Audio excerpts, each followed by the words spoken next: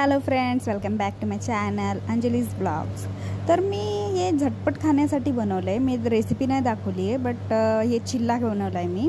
बेसन आणि ज्याच्यात स्पेशली ज्वारीचं पीठ पण टाकलं आहे मी ना। दही टाकलं आहे, मिरची, कोथिंबीर आणि हळद, मिरची, मीठ।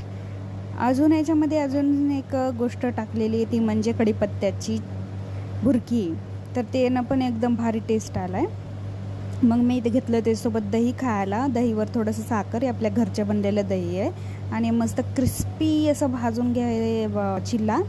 आणि मी 2 बनवले माझ्यासाठी, मम्मीला एक ऑलरेडी बनवून दिलं होतं मी।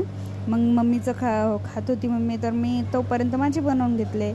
त्यात आयडिया आला, अरे हे छोटंसं खाण्याचं माझं ट्रिक आहे, तर मी का नाही मिनी व्लॉग बनवला। आणि मग हे 2 चिल्ली पराठे आणि दही, आणि त्याच्यासोबत टच म्हणून 2 कांदे। पातीचे कांदे कोणाला आवडतात खायला, मला तर खूप आवडतात, एकदम मला फ्रेश वाटतं खायला, आणि हे चांगलं पण असतं खाणं। तर एवढं टेस्टी झालं होतं, तुम्ही बाय गॉड करून खा।